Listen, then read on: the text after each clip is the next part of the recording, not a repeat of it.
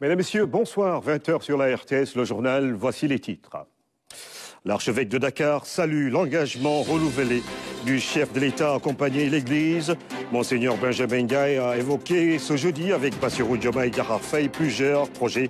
Le plus en vue, la finalisation du sanctuaire marial de Popenguine.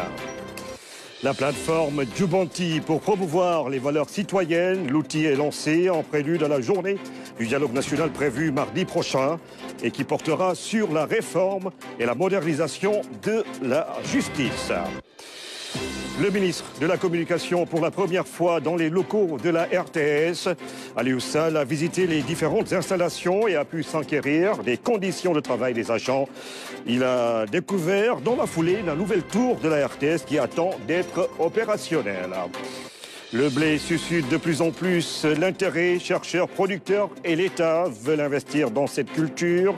8 variétés sont expérimentées par l'ISRA. La céréale est très demandée au Sénégal. Elle est l'une des plus consommées dans notre pays.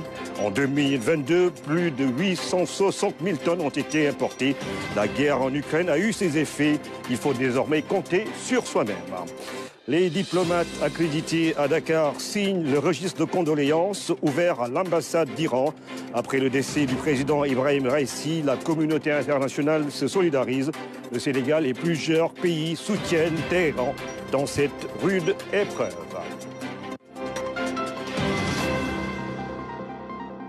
Bienvenue à tous sur la fiche d'audience du président de la République cet après-midi. Deux rendez-vous avec des personnalités. La première réservée à l'Église sénégalaise. Le clergé s'est félicité de l'engagement renouvelé du chef de l'État à soutenir les valeurs spirituelles et les grands projets en cours. La seconde audience a été accordée au ministre algérien des Affaires étrangères, Ahmed Attaf, et porteur d'une lettre du président Tebboune. La synthèse d'Aboubakri Kane.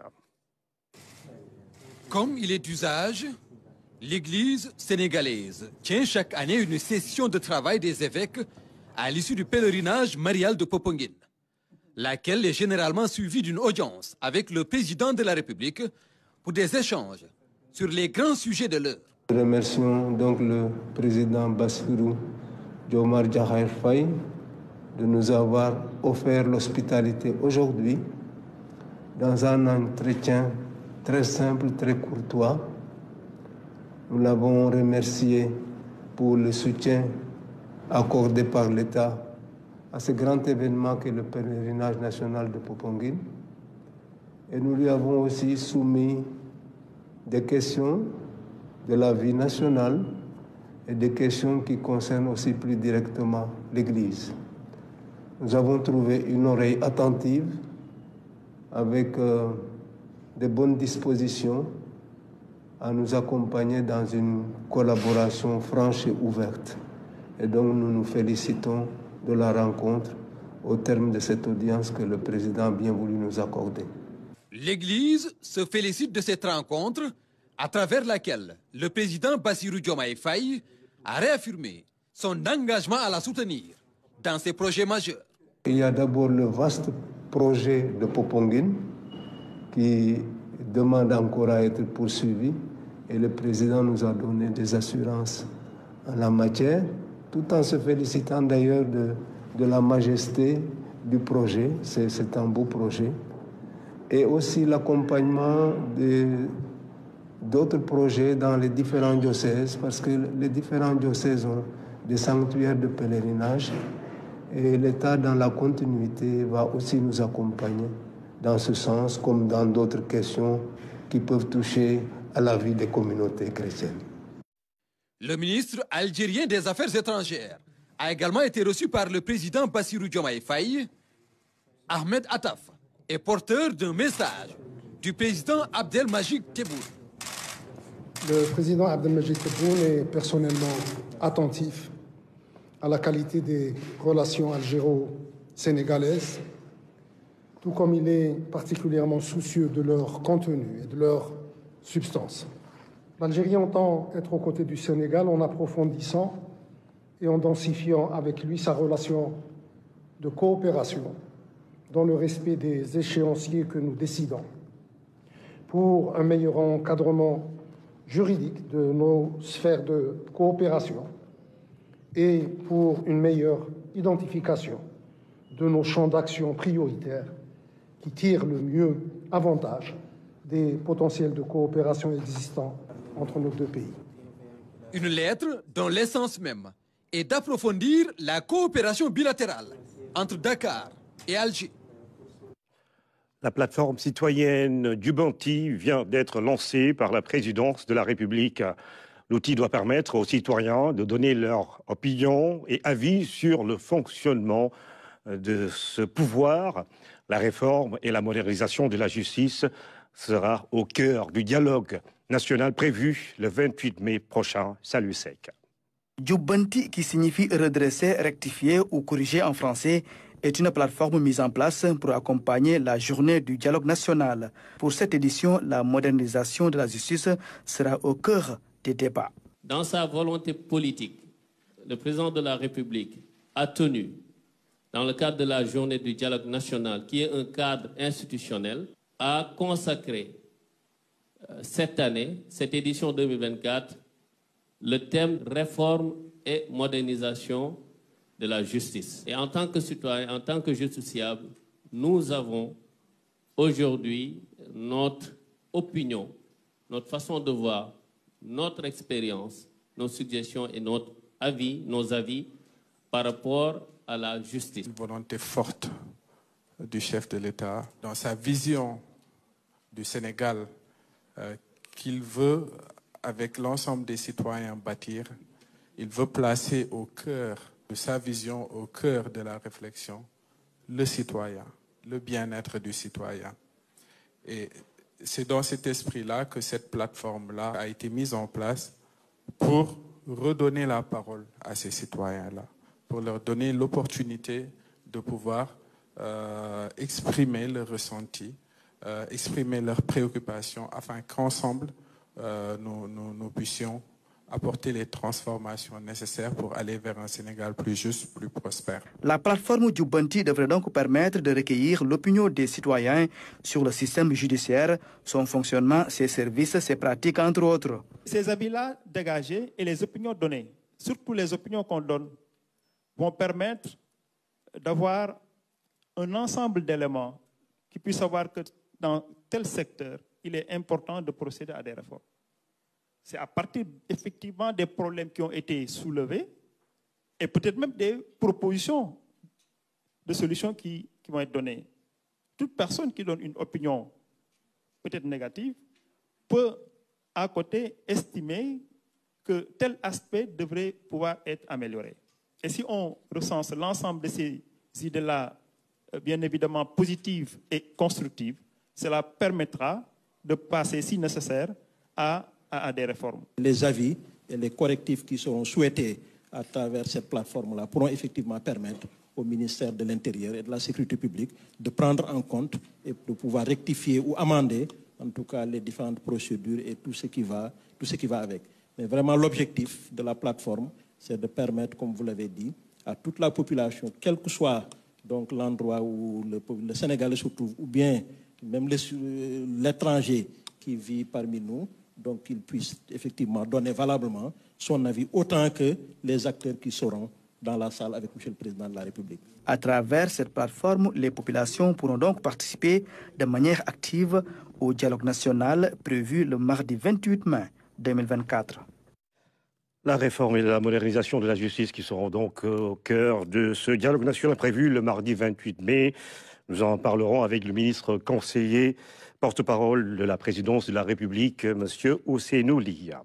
4 jours après le décès du président iranien Ibrahim Raïssi dans un accident d'hélicoptère, le pays observe un deuil national à l'ambassade de la République islamique d'Iran au Sénégal. Plusieurs personnalités ont signé le livre de condoléances pour apporter leur soutien et partager la douleur du peuple iranien. Seydina Alunfal. Ambassade de la République islamique d'Iran au Sénégal. Depuis 3 jours, l'ambassadeur reçoit des personnalités venues présenter leurs condoléances. À l'entrée, le registre des condoléances signé par les différentes représentations. Tous ont voulu témoigner leur compassion et partager la douleur suite au décès du président iranien Ebrahim Raisi dans un accident d'hélicoptère. On ne pouvait pas, moi personnellement en tant que descendant du prophète, je ne pouvais pas entendre un événement triste comme ça sans venir voir son excellence et témoigner ma sympathie envers eux. Nous sommes venus ici pour signer le livre de condoléances et présenter nos condoléances, exprimer à nos homologues de l'ambassade d'Iran ici notre compassion, notre condoléances pour cette disparition tragique. Je suis venu transmettre les condoléances du gouvernement d'Espagne pour la mort tragique du président de la République islamique d'Iran, de son ministre des Affaires étrangères. Et on transmet aussi les condoléances du gouvernement aux familles et aux amis des victimes. Le Sénégal a rendu un hommage au président Ebrahim Raisi. Le ministre des Affaires étrangères s'est rendu à l'ambassade de la République islamique d'Iran pour présenter les condoléances du peuple sénégalais. Nous avons vu les autorités sénégalaises à travers le ministre des Affaires étrangères. Il y a les représentants des différentes communautés religieuses du Sénégal. Cela prouve que la sympathie qu'ils ont envers la République islamique d'Iran, mais aussi aux côtés du peuple iranien. Cela signifie aussi le statut et l'amour, l'affection que le peuple sénégalais a envers les frères de la République islamique d'Iran, et prouve aussi les relations politiques, diplomatiques, économiques qui lient les deux pays. À l'ambassade de la République islamique d'Iran au Sénégal, les diplomates et le personnel saluent cet élan de solidarité. À des centaines de kilomètres en Iran, on observe un deuil national de 5 jours. Des fermes intégrées pédagogiques dans les écoles. L'idée fait tache d'huile. Plus d'une vingtaine d'établissements scolaires l'ont expérimenté. L'initiative est bien adoptée par les élèves et les équipes pédagogiques. C'est le cas au lycée Seydina Issa Rouhou Laye, avec plusieurs variétés qui ont été cultivées par Collingham. Nous ne sommes pas dans un marché, mais bien dans un établissement scolaire, lycée Seydina Issa Rouhou Laye. Cette école fait partie des 22 établissements bénéficiaires des périmètres de biodiversité mis en place par le projet Biodiversité en milieu scolaire, dont l'objectif dépasse la dimension pédagogique. Les élèves ont acquis quand même des compétences transférables. Et ça fait énormément plaisir. C'est une très bonne initiative. Je ne sais pas qui a eu l'idée, mais ça doit faire tâche d'huile dans les autres établissements. Oui, franchement, félicitations au club scientifique du lycée. Au lycée des Parcelles Assainies de Thiaroye Kennedy, aux écoles Manguier 1 et 2 et à la structure de la petite enfance de Anne Belair, partout où elle est passée, la coordonnatrice de biodiversité se dit émerveillée par les résultats obtenus et le dynamisme de la communauté éducative autour du projet. Le bilan est positif, d'autant plus que moi, ce qui m'a beaucoup impressionné, c'est l'école maternelle, où c'est des gamins de 2 ans et demi jusqu'à 5 ans qui ont un jardin super bien entretenu.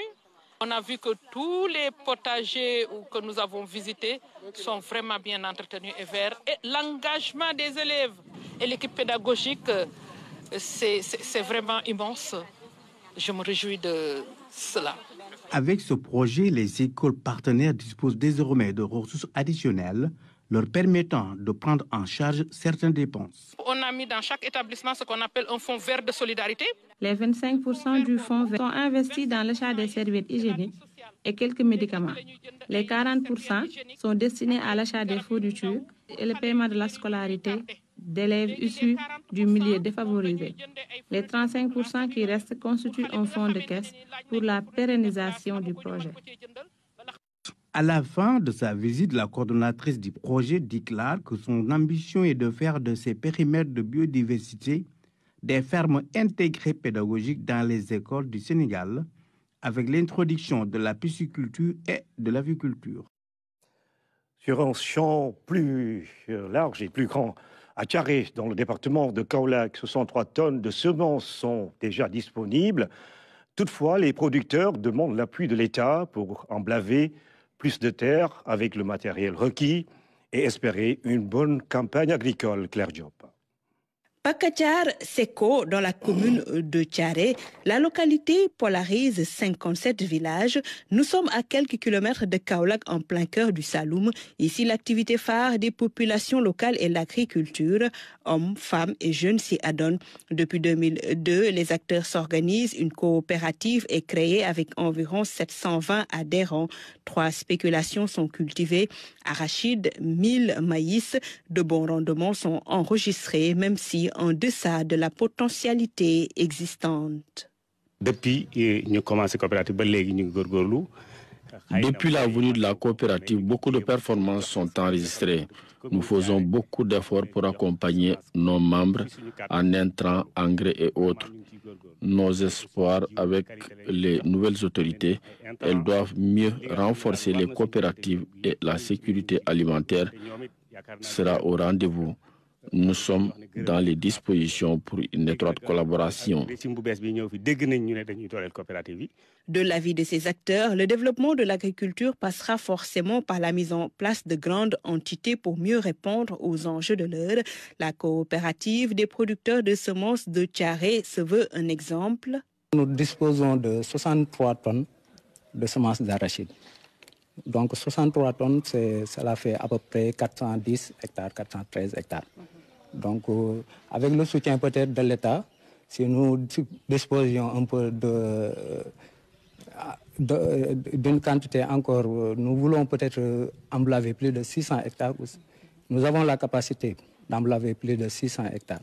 Donc nous demandons peut-être à l'État de nous venir en aide sur ce point, en nous fournissant peut-être des semences. À ce stade des préparatifs, le bureau exécutif se réunit pour peaufiner la stratégie à entreprendre pour l'atteinte des objectifs fixés. Par rapport aux années passées, donc il y a une baisse par rapport au prix aux producteurs. Donc ce qui va arranger vraiment les producteurs qui pourront peut-être acquérir ces semences à moindre coût, donc sans beaucoup de difficultés. Pour l'engrais aussi, on a noté aussi des baisses au niveau de l'engrais. Donc nous félicitons le nouveau gouvernement pour ces mesures prises. Donc espérons aussi que ces engrais seront disponibles pour les organisations de base comme telles que la coopérative de Thiaré. Un plaidoyer est fait pour pouvoir mieux mener des campagnes hors saison. L'accès à l'eau de qualité en quantité suffisante pose problème.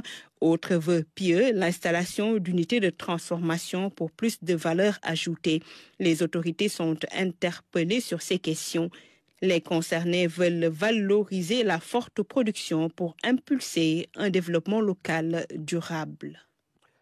Et nous parlons de l'expérimentation de la culture du blé au Sénégal. Les résultats prometteurs sont enregistrés par l'ISRA qui a mis en essai 8 variétés. L'idée est de réduire drastiquement la dépendance aux importations qui se chiffrent à plus de 860 000 tonnes par an. C'est beaucoup d'argent.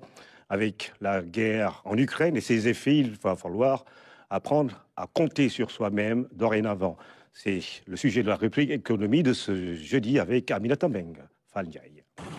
Le blé est, après le riz, la deuxième ou troisième céréale la plus consommée au Sénégal. En 2022, plus de 868 000 tonnes ont été importées pour une enveloppe de 238 milliards de francs CFA. L'inflation causée par la guerre en Ukraine a poussé l'État à intensifier le programme d'expérimentation du blé. Depuis des années, ISRA a fait des recherches sur le blé et d'ailleurs a homologué en 2020 4 variétés de blé tendre et 4 variétés de blé dur. Donc ça c'est en 2020 et depuis lors aussi, on est en train de développer d'autres variétés beaucoup plus performantes et on est également en train de diffuser les technologies qu'on a développées parce que il s'agit de développer des technologies, mais aussi il faut transférer ces technologies-là. Aujourd'hui, de nombreux producteurs investissent ce secteur. À Pout, ce sont des hectares qui sont emblavés. C'est une parcelle de 6 hectares. tout est, comment dire, emblavé en blé. La variété qu'on est en train de faire, c'est le Diré 17. Le Diré 17, c'est une variété résistante à la chaleur et aux champignons. Et puis ça donne le bon rendement. L'année dernière, on a fait à peu près 3 tonnes par hectare. Et cette année aussi, on attend plus que ça. Ces producteurs sont en partie accompagnés par l'ISRA pour l'acquisition de semences. On a signé un contrat avec un boulanger de la place qui a acheté la production de l'année dernière. Et pour cette année, c'est l'État qui nous a donné une partie de la semence. Et l'autre parcelle, c'est la production de l'année dernière. L'expérimentation du blé dans notre pays commence à porter ses fruits. Des résultats très prometteurs sont enregistrés. On a aussi eu à faire des parcelles de démonstration un peu partout.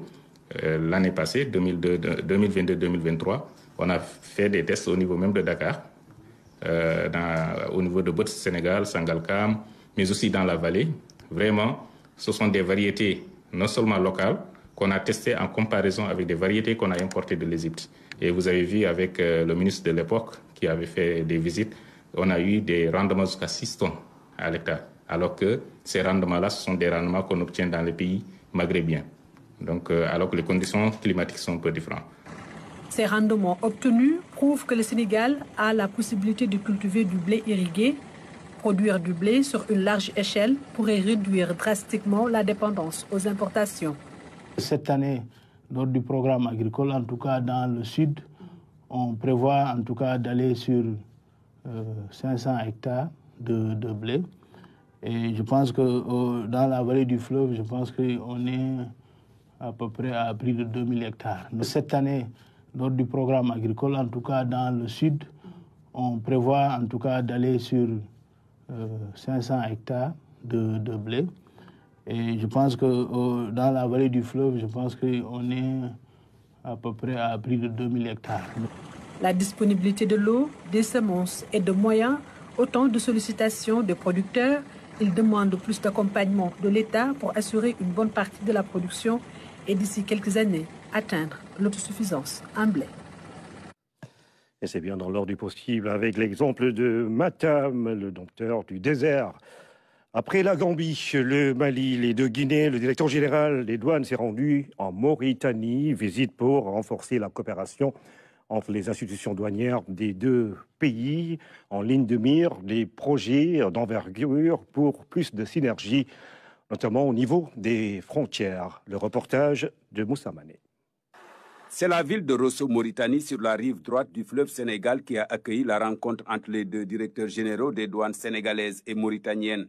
Le directeur général Mbaye Ndiaye et sa délégation ont eu droit à un accueil chaleureux à la hauteur des relations exemplaires entre les deux pays. Cet accueil a été à la dimension des relations exemplaires entre les deux pays que tout lie, et nous sommes déterminés à renforcer la coopération exemplaire, surtout dans le domaine douanier où nous avons plusieurs points de convergence.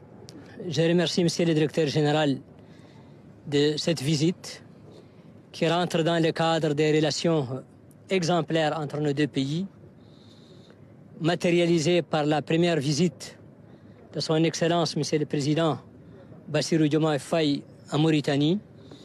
Le fait que le Président ait choisi notre pays est un signe pour nous d'aller à l'avant pour développer davantage nos relations. Au menu des discussions entre les deux parties figurait la facilitation du commerce transfrontalier, la lutte contre les trafics illicites ainsi que les perspectives liées à la construction du pont de Rosso. Nous sommes en train de travailler dans le cadre de l'exploitation du gaz avec le projet GTA. Il y a une unité mixte où on retrouve en tout cas les deux administrations. On est en train aussi de travailler sur le projet du pont de Rosso qui va permettre de fluidifier davantage les rapports commerciaux entre les deux États. Également, il y a un projet de point ou en tout cas de bureau de contrôle juxtaposé. Très prochainement, un comité technique de coopération douanière mixte sera mis en place conformément aux recommandations de la grande commission mixte qui s'est tenue en février dernier et la coopération douanière ira de l'avant, Inch'Allah, sur tous les plans. Parce que c'est la volonté des deux peuples, c'est la volonté aussi des deux États à travers, en tout cas, nos présidents de la République qui travaillent étroitement pour renforcer la coopération bilatérale. Les deux directeurs généraux se sont d'ailleurs rendus à la base vie de l'entreprise chargée de la construction du pont de Rosso. Sur place, ils ont eu droit à une présentation du projet et de son état d'avancement. Ils ont ainsi pris note des diligences et doléances formulées par l'entreprise en vue d'une meilleure prise en charge des facilitations douanières nécessaires à l'exécution des travaux. Le groupe consultatif régional du Conseil de stabilité financière pour l'Afrique subsaharienne s'est réuni à Dakar, une première. Plusieurs thématiques liées aux vulnérabilités macroéconomiques ont été abordées et la BCEAO est revenue sur les actions menées pour améliorer les performances des États membres de l'UEMOA. Salut Sec. C'est une rencontre qui se déroule pour la première fois dans une juridiction francophone. Les travaux vont porter sur des thématiques majeures. Il s'agit des paiements transfrontaliers, l'évaluation des vulnérabilités macroéconomiques et financières au niveau mondial et régional, l'intelligence artificielle dans le secteur financier et le changement climatique. En sus de ces questions relatives aux vulnérabilités affectant le système financier mondial et celui de l'Afrique saharienne, cette rencontre, pour la première de 2024, nous offre donc l'opportunité de faire le point et d'échanger sur plusieurs thèmes importants qui impactent la stabilité du système financier de nos juridictions respectives. Dans l'Union, la BCEAO et les États membres ont mené des actions pour dynamiser la croissance économique, réduire les pressions inflationnistes et préserver la vitalité extérieure. Pour faire face aux fortes tensions sur les prix, la Banque centrale a entamé un resserrement de sa politique monétaire depuis juin 2022 à travers plusieurs hausses de ses taux directeurs. Elle a également initié des actions pour renforcer la résilience du secteur bancaire. Dans ce cadre, plusieurs lois ont été adoptées en 2023, notamment la loi sur le secteur de la microfinance, la loi sur la lutte contre le blanchiment des capitaux et la loi bancaire. Ces évolutions réglementaires ont permis d'aligner le cadre juridique avec les standards internationaux et de tenir compte des vulnérabilités et opportunités intervenues au cours des années récentes. D'autres initiatives ont été menées pour renforcer la solidité des banques. Le montant du capital social minimum des banques a été doublé à 20 milliards de francs CFA en vue de renforcer la solidité des banques et leur capacité à davantage financer les économies des États membres de l'UEMOA. De plus, les pouvoirs de supervision et de résolution bancaire de l'autorité de contrôle ont été renforcés. La BCEAO s'est en outre résolument engagée à soutenir et à accélérer la digitalisation, particulièrement de nos économies, à travers la mise en place, en mi-2024, d'une plateforme interopérable pour assurer le paiement instantané de l'Union. Ces efforts ont permis d'améliorer les performances économiques des pays de l'Union monétaire ouest-africaine.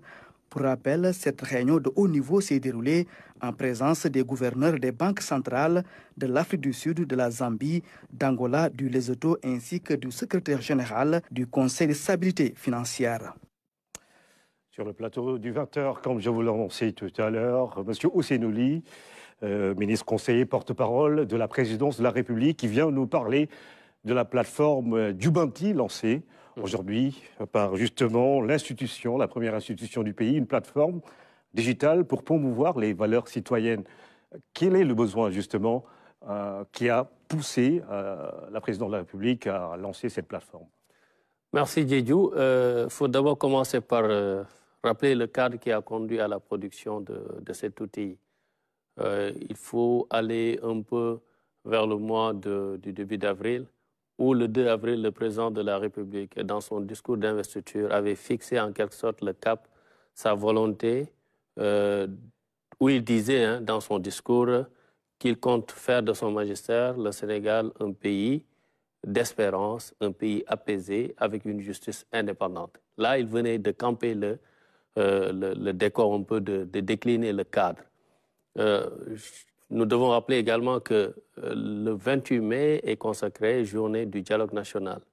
Étant donné que la justice, la réforme, les assises de la justice constituent un pilier fondamental de la politique, de la vision du président de la République, son Excellence, M. Bassirou Diomaye Diakhar Faye, il a tenu à marquer cette journée par le thème de la réforme et de la modernisation de la justice. Et quand on parle de réforme et de modernisation de la justice, c'est des acteurs, c'est un ensemble d'acteurs. Mais pour lui, on ne peut régler les problèmes de la justice sans pourtant prêter une oreille attentive à un acteur clé, qui est le justiciable. Alors, comment faire pour intégrer ce justiciable-là dans cette dynamique de réforme et de modernisation?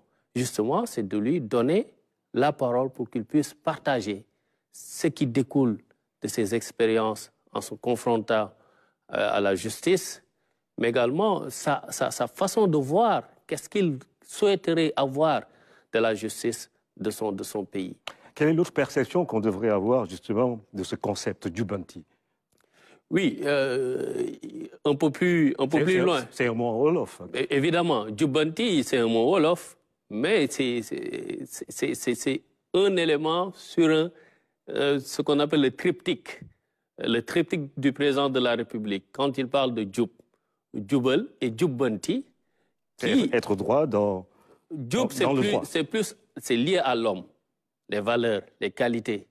Djoubel, c'est l'action, c'est-à-dire la gouvernance, la manière de faire.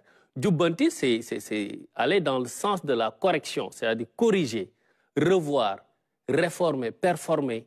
Donc, quand on parle de justice, il y a des choses à revoir, il y a des choses à corriger.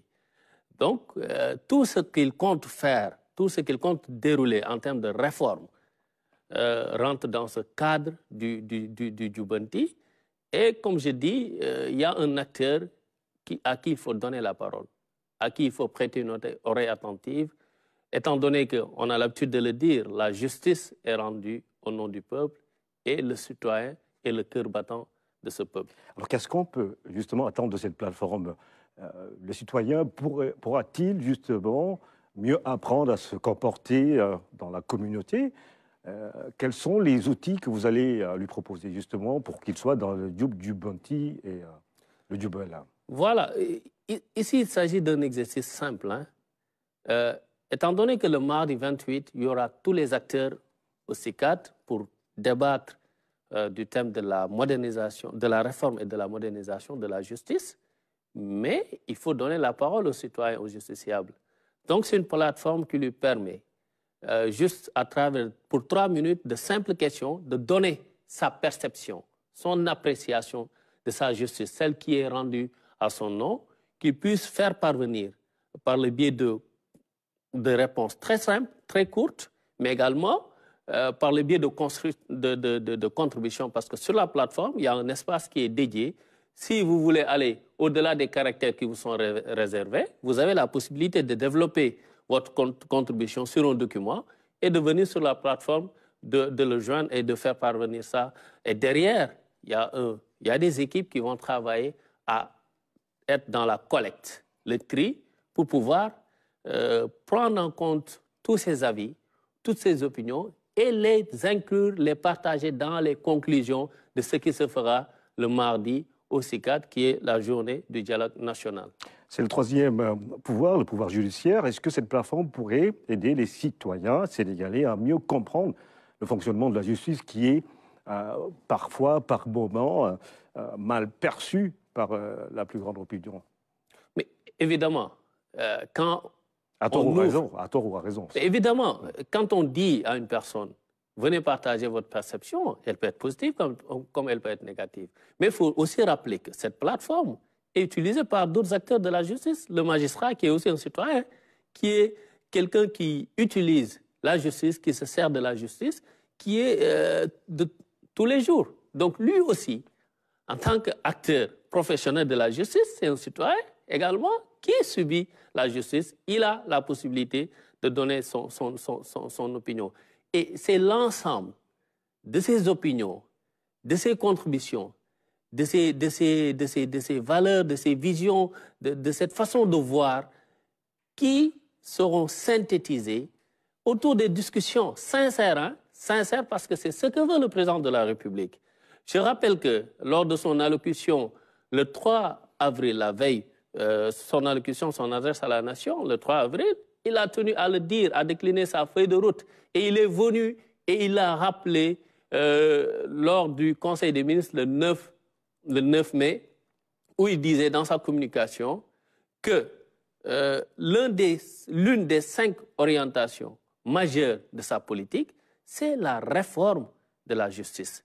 Donc, c'est pour cela qu'il a convoqué toutes les forces vives de la nation, mardi prochain au CICAD, pour qu'on puisse parler. Pas parler et survoler, mais parler de ce qu'on peut dire, ce qu'on peut faire ensemble pour corriger les imperfections. Pour qu'on finisse, une fois que ces conclusions seront mises en œuvre, que le citoyen, que la justice puisse être réconciliée à ce citoyen, à ce peuple pour qui elle est rendue. Bien sûr, parce qu'il y a justement cette dualité entre le peuple et la justice. Comment faire pour que chacun se sente à l'aise dans justement cette dynamique de réconciliation? C'est un grand chantier, hein, la réforme et la modernisation de la justice. Vous l'avez dit tout à l'heure, c'est l'une des plus grandes orientations de l'État du Sénégal. Est-ce que cela voudrait-il dire qu'on pourrait aller vers plus d'indépendance de la justice, plus, plus de rapports citoyens entre les justiciables et la justice? Mais ça, il ne faut pas se limiter juste aux déclarations. Il faut en un moment qu'on aille vers ce qui peut faciliter cette indépendance-là. Et quoi de plus facile? C'est de discuter, de dialoguer avec tous les acteurs. Et les acteurs, c'est vous, c'est moi, c'est le magistrat, c'est l'avocat, c'est la société civile, c'est la presse, toutes les composantes qui interagissent avec la justice. Donc pour nous et pour le président de la République, ce thème lui tient à cœur. Donc nous sommes dans le cadre de la journée du dialogue national, mais il a tenu pour cette année à commencer par la justice. Je rappelle que il n'y a pas longtemps, lui-même a eu à subir, à avoir une confrontation, une interaction avec la justice. Lui, il a une opinion de la justice. Mais ce n'est pas lui. Il ne veut pas que son opinion lui compte. Il veut que l'opinion de tous les Sénégalais. Jusqu'à présent, c'est le chef suprême de la magistrature. Hein, évidemment, évidemment. Mais le président du Conseil supérieur de la magistrature. La justice, le président est le garant, comme on a l'habitude, du bon fonctionnement des institutions. Donc, le bon fonctionnement de la justice, c'est de sa responsabilité. Mais il sait qu'il n'est pas le seul à pouvoir faire ça. Donc, il y a d'autres acteurs, et c'est pour ça qu'il les invite autour du dialogue, de la journée du dialogue national qui se fera mardi prochain au CICAD, pour discuter, et d'une discussion vraiment sincère, de la réflexion pure de tous les participants. Il a la conviction que de là, on peut tirer énormément de choses, énormément d'avis, de connaissances, d'expériences, de suggestions pour pouvoir construire une justice qui sera réconciliée à son peuple. Senouli, on parle souvent de la séparation des pouvoirs entre l'exécutif, le législatif et le judiciaire. C'est vrai que ce sont des pouvoirs qui peuvent être indépendants, mais qui sont obligés de travailler ensemble dans un état de droit. Alors aujourd'hui, est-ce que, après ce dialogue, la plateforme du Bonti, on pourrait espérer que la justice sénégalaise fera désormais son travail sans trop de pression? Bon, je pense qu'il ne faut pas aller vite en besogne. Ce qu'il faut retenir, c'est la volonté du président de la République d'avoir une institution, la justice, une institution qui est au service des populations. Et ça, il y a des actes à poser. Ça commence par le dialogue. Après le dialogue, c'est la mise en œuvre de ces conclusions. Donc, c'est un long processus. Il en est conscient. Et c'est pour cela qu'il veut faire appel à tout le monde, à toutes les composantes, pour qu'on puisse avoir les meilleures formules, les meilleures approches et dérouler ensemble. Mais dire que là, au sortir de ce dialogue, voilà, c'est le souhait. Mais c'est un processus long, mais il ne faut pas attendre. Il faut commencer, et il compte commencer mardi prochain avec la journée du dialogue. Mais bien avant, il donne l'opportunité à ses concitoyens de pouvoir aller sur la plateforme, de dire leur ressenti, leur perception par rapport à la justice de leur pays. Bien sûr. sa gis-gis si doxalinu yoon wi si doxalinu yoon voilà si doxalinu yoon loolu si c'est en wolof on va le dire votre vision sur la marche de la justice pour traduire alors cette plateforme on s'inscrit gratuitement il n'y a pas de restriction non il n'y a pas de restriction c'est une plateforme ouverte et il faut dire que ça a été ça a été une œuvre vraiment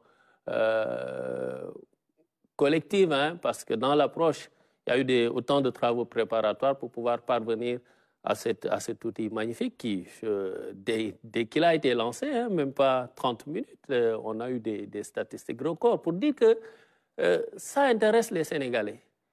Et à chaque fois, c'est ainsi que le président de la République l'a compris. Il faut gouverner non pas pour les autres seulement, mais avec les autres. Et cette plateforme Jubanti sera pour les autres initiatives qui vont venir également, parce qu'aujourd'hui, on parle de la justice. Demain, ça peut être un autre thème, ça peut être l'assainissement, la sécurité, la lutte contre la corruption. Autant de thèmes qui pourront être développés. Mais aujourd'hui, il s'agit de la justice et que le citoyen puisse avoir en quelque sorte son mur de lamentation pour tout ce qui touche la gouvernance et voilà, et les segments publics, le service public, l'administration, l'espace public dans lequel il évolue tous les jours, qu'il puisse aller et donner son opinion. Jubanti, donc, la plateforme que vous venez de lancer à la présidente de la République pour parler justement de la justice, mais également, pourquoi pas parler de Internet, la baisse des coûts, après donc le satellite, le 2G, la 2G, la 3G, la 4G, la fibre optique, la Société nationale des télécommunications, la Sonatel, met sur orbite la 5G, une technologie de la cinquième génération qui entend améliorer la qualité de vie des consommateurs. La 5G est l'aboutissement de nombreuses années d'expérimentation, d'innovation et d'investissement massif dans l'opérateur de téléphonie mobile. La Sonatel, vous allez sur ça avec nous, Ousseynouli, et merci d'avoir été notre invité. C'est un reportage de Anaïs Nyanyamane. Entrée éclatante de la 5G dans le paysage numérique sénégalais.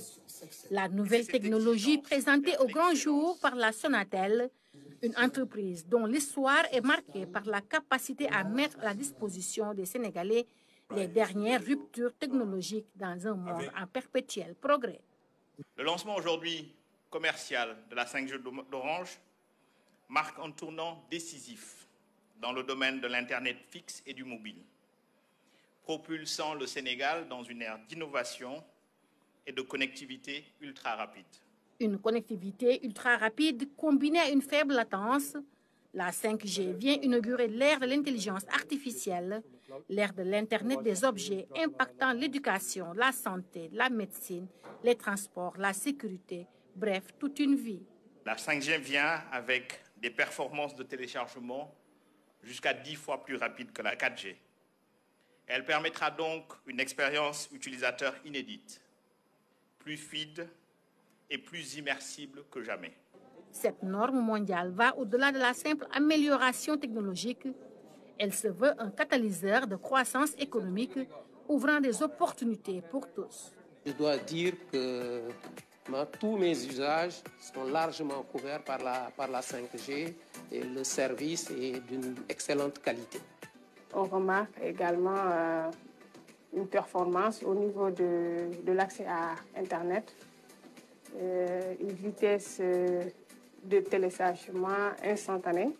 Consciente des enjeux d'accessibilité, la Société des télécommunications s'engage à proposer des tarifs compétitifs à sa clientèle, dont le niveau d'exigence envers les produits et services Orange reste encore élevé. C'est cette exigence vers l'excellence qui nous porte et qui nous permet à chaque fois d'offrir plus, d'offrir mieux et si possible d'offrir un tarif toujours plus abordable. Et la 5G donc nous donne, nous à Sonatel, l'opportunité de continuer dans cette lancée de baisse régulière des tarifs de connexion. Et c'est donc avec une immense fierté que nous avons annoncé aujourd'hui le lancement de la Magic Box, qui est la solution qui permettra aux clients qui ne sont pas dans les zones fibrées de disposer d'une connexion illimitée, comme sur la fibre optique, comme sur l'ADSL, à des tarifs abordables. La 5G est devenue une réalité au Sénégal. Reste maintenant à apprendre à vivre avec et à l'utiliser en toute intelligence. Le ministre de la Communication, des Télécommunications et du Numérique a effectué sa première visite dans les locaux de la RTS. Aliou Sall a constaté l'état d'avancement des travaux de la tour R+10, les conditions de travail des agents de l'audiovisuel public. C'est l'une de ses principales priorités, a-t-il laissé entendre. Il a réitéré justement son engagement à remettre tout en œuvre pour contribuer au rayonnement de la chaîne de télévision et de la radio nationale. Cette visite symbolise la place importante qu'occupe la radio-télévision sénégalaise dans le paysage médiatique. Nous sommes là aujourd'hui à la RTS dans le cadre d'une visite d'abord de prise de contact. Et comme on l'a fait avec toutes les structures qui sont sous la tutelle du ministère de la Communication, des Télécoms et du Numérique, dont la RTS en fait partie. Et ce ministère dont le président de la République nous a confié la charge. C'est pour ça que nous sommes là aujourd'hui et j'en profite pour d'abord féliciter et encourager le nouveau directeur général, M. Pape Alé Niang, et l'ensemble des travailleurs. Déjà pour leur accueil chaleureux, on a été vraiment bien accueillis. Le ministre et sa délégation se sont d'abord rendus au niveau du studio T1 où sont présentées les éditions d'information. Ensuite, à la salle des serveurs. Une explication détaillée a été fournie par les techniciens sur le rôle capital de ces machines. Le meilleur pour la fin. La tour R+10 et le grand studio de 1000 mètres carrés. Une avancée significative en termes d'infrastructure et de technologie. Une expertise technique locale et une prouesse architecturale qui ont attiré l'attention du ministre. L'État du Sénégal a investi beaucoup d'argent, un peu plus de 33 milliards de francs CFA. Et j'avoue que moi j'étais un peu surpris pour un immeuble qui a été inauguré. Aujourd'hui, on voit que dans l'ancien bâtiment comme dans le nouveau, il y a encore des travaux. Et aujourd'hui, des locaux qui ne sont peut-être pas encore opérationnels. Et on espère qu'en tout cas, dans les jours et semaines à venir, de toute façon, ce que je disais tout à l'heure au directeur, on va essayer de s'asseoir autour d'une table avec toutes les parties prenantes qui nous ont en tout cas fait visiter. Et de voir en tout cas ce qui reste à faire et dans quelles conditions le reste à faire va pouvoir se faire dans les meilleurs délais. La RTS, une icône incontournable du paysage médiatique, est à un tournant décisif. Le directeur général s'est félicité de cette visite qui marque la volonté de l'État du Sénégal de promouvoir et de faire rayonner l'audiovisuel public. Le nouveau régime, sa volonté est de réconcilier la RTS avec le peuple sénégalais. Et nous avons reçu des directives fermes dans ce sens, que je vais libeller en deux termes, la liberté et la responsabilité. La liberté, c'est quoi? C'est de pouvoir renforcer tout le travail vers le pluralisme culturel, le pluralisme démocratique, le pluralisme politique. Que tous les Sénégalais puissent regarder la RTS en se disant que c'est notre télévision, parce que nous avons une mission de service public. Et dans ce sens, nous avons reçu vraiment mandat de nos autorités pour travailler. Et c'est l'occasion, Monsieur le ministre, de vous remercier, parce que depuis mon installation, pratiquement, nous nous parlons régulièrement sur l'ensemble des difficultés que la maison rencontre. Et à chaque fois, vous avez une bonne solution, où vous me donnez des idées très pertinentes pour qu'on essaie de voir comment surmonter ces difficultés. Une visite cordiale qui s'est terminée par une belle photo de famille. Un espoir de rayonnement durable de la RTS. La photographie à présent avec le vernissage de l'exposition Sénégal Voyage temporel du photographe Malik Bodian. Ce week-end, les passionnés d'art ont été admiratifs des tableaux authentiques exposés à l'agence Trams, des photos, portraits, des cartes postales, toute une exposition pour de grandes émotions. Il invite le public à voyager au cœur du Sénégal, des profondeurs. Le reportage de Fatou Diouf. Cette exposition est un carnet de voyage. En parcourant le Sénégal des profondeurs, Malik Bodian, avec son objectif, fixe pour l'éternité des visages, des paysages naturels, des regards, des sourires, bref, des émotions diverses. En couleur ou en noir et blanc, ces clichés illustrent l'authenticité de nos terroirs. Je trouve qu'au Sénégal, il y a encore des objets, des gens qui ont des façons de vivre qui est très ancien. Et c'est quelque chose que je me suis rendu compte que ça disparaît. Et pour moi, faire des photos en noir et blanc comme ça, c'est pour montrer ces choses-là et comment elles sont précieuses. Et c'est bien de progresser, mais en faisant attention à nos traditions. Voilà, comme le sabar, comme les traditions des Djola, les initiations, etc. Ces passionnés d'art, au regard admiratif devant ces tableaux, qui reflètent l'intimité et l'originalité des populations sénégalaises, sont émerveillés par le travail accompli par cet artiste trentenaire. Oui, je pense que ce qui est particulier, déjà, je pense qu'il y a une mention qui disait qu'aucune des photos n'a été retouchée. Et moi, j'aime beaucoup ça parce que ça montre vraiment le côté brut de la photo, le côté naturel de la photo. On voit aussi qu'il y a beaucoup de photos qui ont été présentées autant en couleur qu'en noir et blanc. Et ça montre que le fait de jouer avec les tons de couleur également renvoie un tout autre message. Et on voit que la plupart des portraits sont des portraits qui sont vraiment basés sur les émotions. Tantôt, on remarque un regard, un sourire qui est communicateur. Et c'est des choses qui donnent vraiment envie de découvrir encore plus là, parce que ce sont des tableaux qui nous racontent juste des histoires. Nous avons pu, je crois, des échos que j'entends, pu susciter cet effet, cet intime, cet enthousiasme, cette sincérité, cette pudeur que Malik Bodian incarne. Malik Bodian vit entre le Sénégal et la France. Ce voyage en Casamance ou à Kédougou lui révèle la beauté de son pays natal. Il lui a fallu 2 ans pour réaliser cette première exposition sur le continent africain. En voyageant beaucoup en Europe, aux États-Unis, tout ça, je me suis rendu compte que je ne connaissais pas trop mon pays. Donc voilà, j'ai entamé ce voyage qui est très aléatoire, je n'avais aucun but. Et puis voilà, au début, c'était vraiment pas pour photographier. J'avais une caméra pour documenter, mais c'était plus pour faire le voyage. Et voilà, parfois, il y avait des choses que je voulais, des souvenirs que je voulais garder pour toujours. Donc, je les ai documentés, ou des gens que j'ai rencontrés que je voulais revoir à travers la photo. Je pense aussi que c'est une exposition qui est bien de voir en vernissage, mais ce qui est aussi importante de revenir quand les lieux sont vidés pour ressentir. Parce que tout à l'heure, vous voyez, on a mis du choura, il y a toute une énergie, il y a toute une symbolique. Tous les voyages que Malik a fait, vous pouvez les ressentir, peut-être quand il y a un peu moins de monde.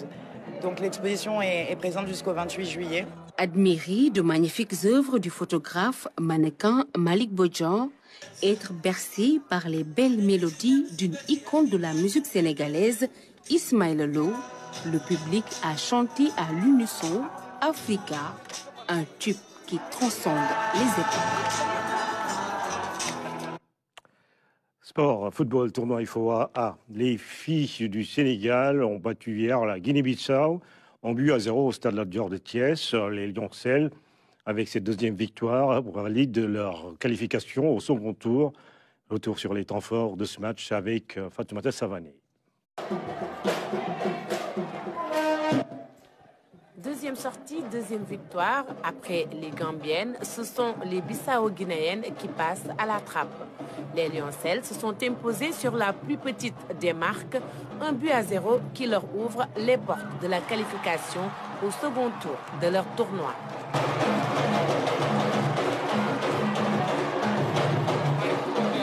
L'unique but de la rencontre a été marqué par Rokayatou Kandé à la 15e minute. À Thiès, les supporters ont répondu présents pour galvaniser les Sénégalaises. Un match qu'elles ont certes dominé, mais en fin de partie, avec un sursaut d'orgueil de l'adversaire, les Bissau-Guinéennes ont réussi à imposer une bataille athlétique au milieu du terrain.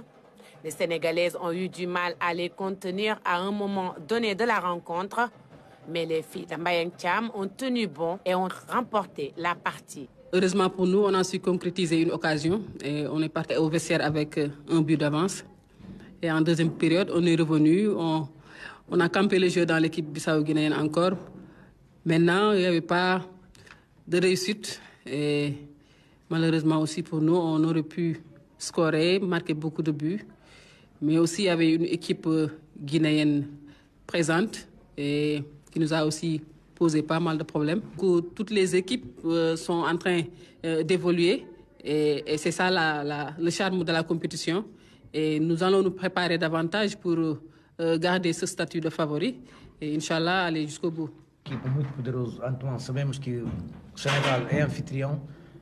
Le Sénégal a mieux joué et nous avons essayé de revenir, mais on n'a pas su concrétiser nos occasions.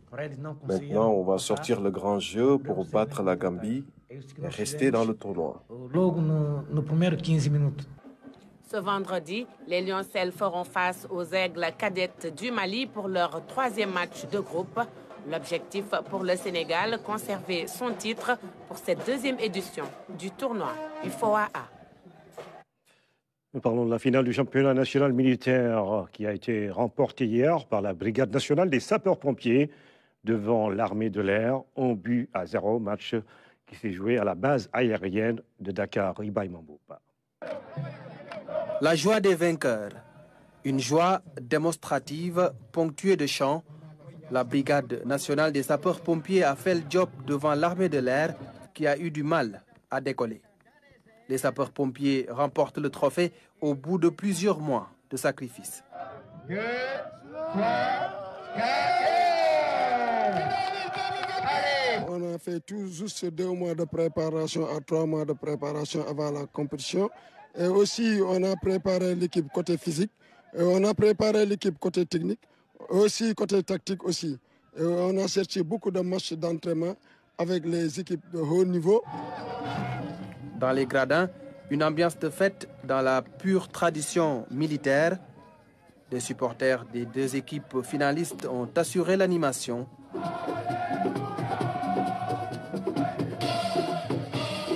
Sur la pelouse, tout un cérémonial. En toile de fond, discipline et rigueur. Une finale serrée, l'unique but de la partie a été inscrit par le caporal Abouba. Une réalisation qui vaut son pesant de bonheur, permettant aux sapeurs-pompiers de l'emporter sur le fil.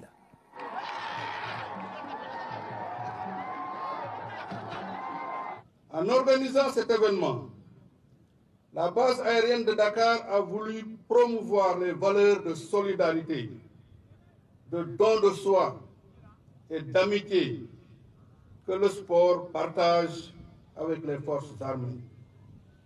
Assurément, le sport, au-delà de ses vertus pour la santé et la cohésion qu'il crée au sein de la société, est un devoir au sein des armées. C'est une composante du volet entraînement dont l'exercice confère aux combattants l'aptitude physique idoine permettant d'endurer les rigueurs du champ de bataille.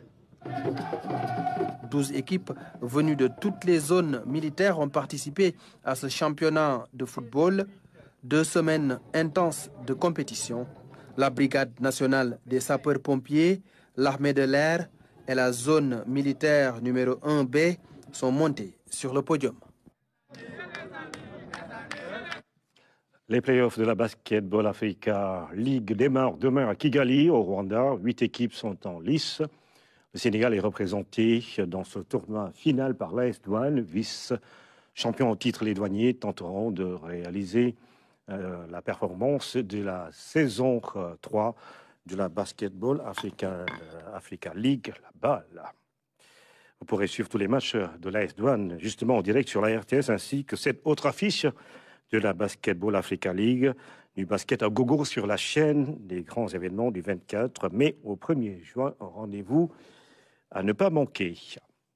Et puis le canoïste Edmond Sanka est de retour au Sénégal après avoir décroché son ticket pour les Jeux paralympiques de Paris 2024. Edmond Sanka s'est fixé comme objectif de remporter une médaille lors de ces Jeux pour honorer le Sénégal. Un accueil chaleureux lui a été réservé à l'aéroport à Blaise Diagne par la Fédération de canoë-kayak, son club et sa famille. Abdoulaziz Ban. C'est aux environs de 20 h que l'athlète Edmond Sanka est arrivé à l'aéroport international Blaise Diagne. À l'accueillir, les membres de la Fédération de canoë-kayak, les coéquipiers en club, sa famille et ses amis. Un retour au pays pour le champion qui a décroché sa qualification lors de la Coupe du monde de canoë sprint et qui se fixe déjà des objectifs. Je suis qualifié aux Jeux paralympiques de Paris 2024 en terminant à la 4e place mondiale lors de cette Coupe du monde. Je remercie le CONOS qui m'a octroyé une bourse pour me permettre de bien me préparer et d'en arriver là. Je remercie également mon coach Ousmane Fall. Je voudrais que mon coach m'accompagne lors de toutes mes sorties. Mon objectif est de ramener une médaille olympique au Sénégal pour rendre hommage à mon coach, mais également à Amadou Diaba. Il est le seul à l'avoir et il faut que je remporte une médaille olympique pour notre pays.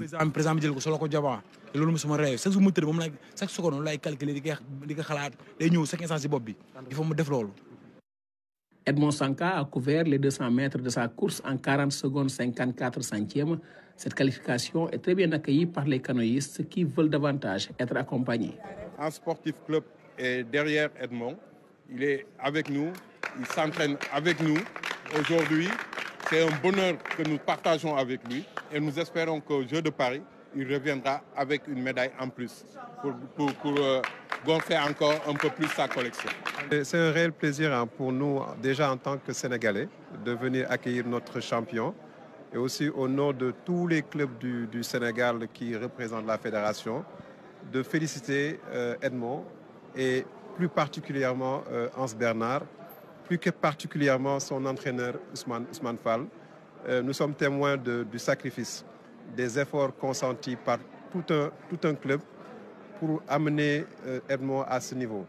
Et féliciter aussi tout son encadrement et le comité national olympique qui n'a aménagé aucun effort pour mettre les moyens pour lui permettre d'arriver à ce niveau qui, comme je l'ai dit, est le résultat de tout un effort depuis des années.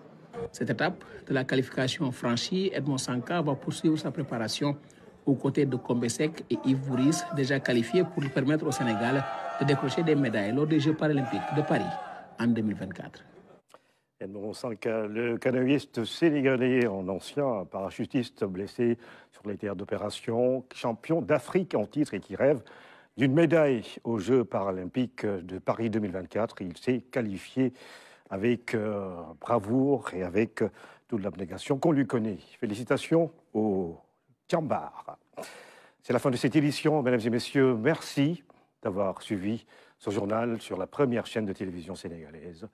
À 23 h, une autre émission.